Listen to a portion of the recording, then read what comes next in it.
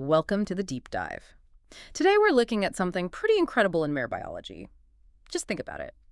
After carrying a foal for nearly a year, a mare's uterus shrinks back down, mostly in just, 7 to 14 days? It's astonishingly fast. Yeah. That's right. The size and tone return remarkably quickly. And the actual cellular repair, the deep healing, that's done by about 30, maybe 45 days. Typically, yes. Complete histological repair takes a bit longer, maybe up to 35 days in some cases, for full pre-gravid size, but functional recovery is incredibly swift. That speed is just amazing. It really is. And this process, involution, it's absolutely vital for her recovery and crucially for breeding again. Right, that's the baseline. But, sometimes biology hits a snag. So today we're diving deep into equine delayed uterine involution, or DUI.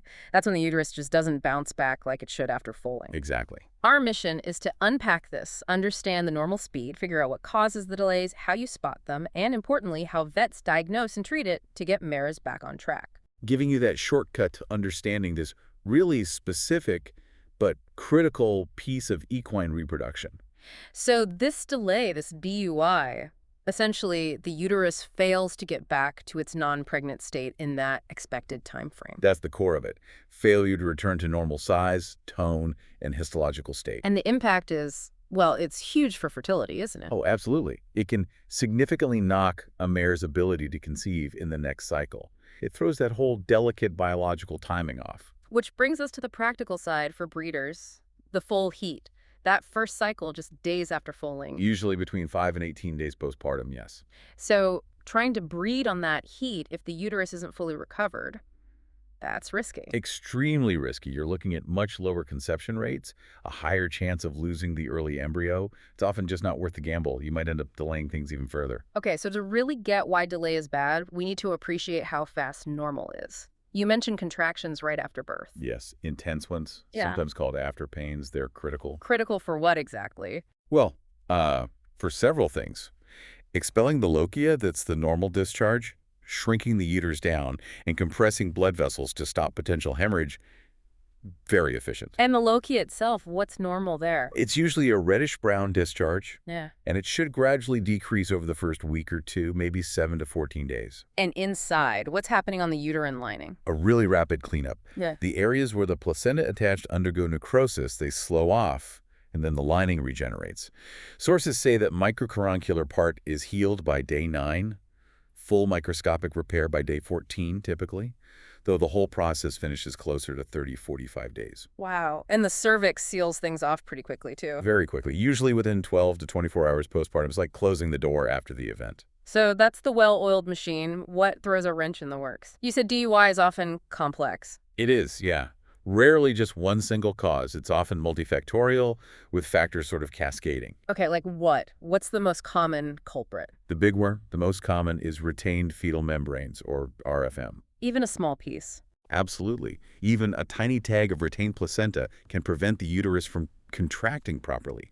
It just halts the whole process and sets up an environment for inflammation, maybe infection. Like leaving the door open for trouble, as you said. Exactly. And that often leads right into uterine infection, metritis, or endometritis. Which can also come from a difficult birth, dystocia, or just poor hygiene. Precisely. Dystocia itself, the trauma from a difficult birth, can damage the uterus or cervix, impairing contraction and healing, and it increases the risk of RFM.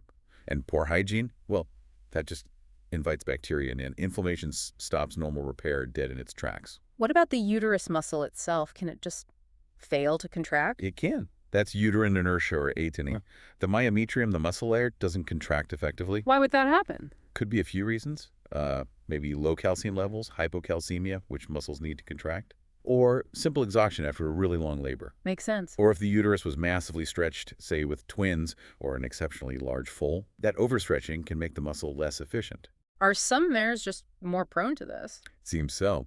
Older mares and mares that have had many foals, multiparous mares, they might just have less uterine tone naturally, leading to slower involution. What do breeds mention? Draft breeds are noted as being potentially predisposed. Interesting. And other things like physical tears. Yes, uterine trauma, lacerations certainly don't help. And again, poor management, unsanitary conditions, they all increase infection risk, which fuels DUI. So fundamentally, it's about the uterus not being able to clear itself out properly after foaling. That's the crux of the pathophysiology, yes. Compromised ability to eliminate that postpartum debris and bacteria. Could be mechanical, like poor contractions, or inflammatory, or even immune-related. It's a breakdown in the system. So how would you or a vet spot this? What are the signs we should be looking for? Well, the signs can range quite a bit, from mild to severe. But key things include persistent uterine enlargement, something a vet can feel on palpation or see clearly on ultrasound. Okay. Failure of the cervix to close properly, it might stay open or feel kind of flaccid for longer than normal. And that lochia, the discharge. That's a big clue. If it lasts longer than, say, 7 to 10 days, or if it becomes excessive or smells bad or looks like puss, those are definite red flags. What about how the uterus feels? Poor uterine tone. On palpation, it might feel sort of soft and boggy, not firming up like it should. And does it affect her cycles? It can, yes. She might not cycle normally, or might just stay in an estrus, not come into heat at all. Ultrasound is key here, too, for spotting fluid accumulation that shows delayed clearance. Does the mare always act sick? That's a crucial point. Huh. In severe cases, especially with a significant metritis, you might see systemic signs, fever, depression, loss of appetite, even laminitis in the worst case. But not always. No, not always. Many mares with mild or even moderate DUI might show no obvious signs of being unwell systemically. The problem can be quite insidious. You can't just rely on her looking sick. Okay, so diagnosis isn't just based on looking at the mare, it's more involved detective work. Where does a vet start? It starts with a thorough history. You need all the details about the foaling normal, difficult, retained placenta. How has she been since? Her previous breeding record. All that context is vital. Then the physical exam. Yes, transrectal palpation is next. Feeling the uterus for size, symmetry, that boggy tone we mentioned. If it's still large and soft after 10-14 days, that's highly suggestive. And checking the cervix, feeling its closure and tone. And ultrasound, you mentioned that's key. Absolutely invaluable. It goes beyond just feel. You can actually measure the uterine size and critically detect and quantify any fluid still inside the uterus. Persistent fluid is a huge indicator of poor clearance. What else can ultrasound show? It lets you assess the uterine lining, the endometrium, for thickness or edema. And you can monitor the ovaries, see if she's starting to cycle again. Is there a way to look directly at the cervix? Yes, vaginoscopy. Using a scope to visually examine the vagina and cervix lets the vet see if the cervix is still open, check for visible inflammation, or see abnormal discharge directly at the source. And what about checking for infection specifically? That's where uterine swabs come in, for both cytology and culture. Cytology is looking at cells. Right, under the microscope, looking for inflammatory cells, especially neutrophils. A high percentage, say, more than 5% compared to epithelial cells, points strongly towards inflammation or infection. And the culture. That identifies the specific bacteria, if any are present, and importantly tells you which antibiotics will actually work against them. That's the sensitivity part. It guides treatment. Is there ever a need for something more invasive, like a biopsy? Sometimes, yes.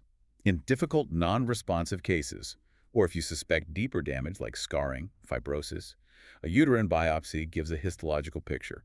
It shows what's happening at the tissue level and helps predict a long-term prognosis for breeding. Okay, so once you have a diagnosis, what's the treatment plan aiming for? The main goals are pretty clear. Promote drainage of whatever's in there, control any infection, reduce inflammation, and encourage the uterus to contract properly. How do you promote drainage? If there's retained placenta, careful manual removal is step one. Then uterine lavage is common. That's flushing the uterus, usually with large volumes of sterile saline or LRS. What does the flushing do? It physically washes out, exudate bacteria debris, and the sheer volume and process can also stimulate the uterus to contract, often done daily or every other day until the fluid coming back out is clear. And to help with contractions, hormones? Yes, hormonal therapy is often used. Oxytocin is a primary choice. It causes strong, direct uterine contractions to help expel fluid and shrink the uterus. It can be given several times a day. Any others? Prostaglandin, PGF2 alpha, like cloprostenol. It also stimulates contractions, maybe a bit slower onset than oxytocin. And it can lease a corpus luteum if one is present, which helps bring the mare into heat and aids clearance. Used if there's a CL or if oxytocin alone isn't quite doing enough. Though, it's worth noting the sources do mention that while these are standard treatments, their absolute efficacy isn't always, fully proven across every single case scenario. Right. Now, antibiotics. You mentioned sources advise caution. Very much so. This is a really important point. Intrauterine antibiotics, putting them directly into the uterus after lavage, should ideally only be used if you have that culture and sensitivity result, confirming a bacterial infection and guiding your choice. So not just routinely. Definitely not routinely. Yeah. And systemic antibiotics given by injection or orally. Those are generally reserved only for cases with clear signs of severe infection, like metritis with fever or other systemic illness. Why the caution? Because unnecessary antibiotic use can disrupt the natural uterine environment, potentially hinder recovery, and contributes to resistance. The advice is clear. Confirm the need before treating, especially systemically. Don't overtreat. Makes sense. Diagnosis guides the treatment. What about inflammation? Anti-inflammatories, NSAIDs, like Flunix and Miglumin, are used to reduce inflammation, pain, and combat endotoxemia, especially if there are those systemic signs. And addressing any underlying issues like low calcium. Absolutely. Correcting things like hypocalcemia is part of the holistic approach. So circling back to breeding management, for a mare diagnosed with DUI, that full heat is usually skipped. Yes, that's the general recommendation. Avoid breeding on the full heat. It's much safer to wait for the second postpartum estrus, usually around 30 days after foaling, Right, wait. to give the uterus sufficient time for complete involution and repair. Breeding into a compromised uterus just sets you up for failure. Waiting maximizes the chances of conception and carrying the pregnancy. But you said sometimes they can be bred on full heat. With very aggressive, successful treatment and resolution of the issues, yes, some mares might be successfully bred on full heat, but it requires careful assessment. So client education is key here. Absolutely critical. Owners and breeders need to understand that not every mare is ready at full heat, and that postpartum vet check is essential before making any breeding decisions. It prevents future heartbreak and expense. What's the general outlook, the prognosis for mares with DUI? It really depends. Depends on how severe it was, how long it went on, and if there's significant underlying damage to the endometrium, like scarring from bad metritis. But prompt treatment helps. Significantly. Prompt, aggressive, and appropriate treatment gives a much better chance for successful future breeding. Interestingly, one source did note that some milder cases might resolve on their own without treatment. But potential complications if it doesn't resolve are failure to conceive or losing the early embryo. Exactly. Those are the main risks to future fertility. Can anything be done to prevent DUI in the first place? Some basic management practices can help. Things like light exercise during late pregnancy and after foaling can promote uterine health. And hygiene. Crucial. Good barn hygiene, especially a clean, straw-bedded stall for foaling, and for those first few days postpartum, minimizes the introduction of bacteria. Simple measures, but they can make a big difference. Diligent care and just observing the mare closely postpartum. Well, that brings us towards the end of this deep dive. We've gone from that incredible speed of normal recovery Which really is amazing. to the complex web of factors causing delays and the detailed detective work and treatment strategies vets use. It's quite a process. So whether you're managing mares, working in equine health, or just fascinated by this stuff, hopefully this gives you a clearer picture of the delicate balance in mare reproduction. And the resilience of these animals. So maybe a final thought to leave everyone with. What does this incredibly precise, rapid biological recovery in mares tell us about the subtle connections within physiology and how when we intervene, we really need to respect and work with those natural rhythms? Something to think about. Thanks for joining us on the deep dive.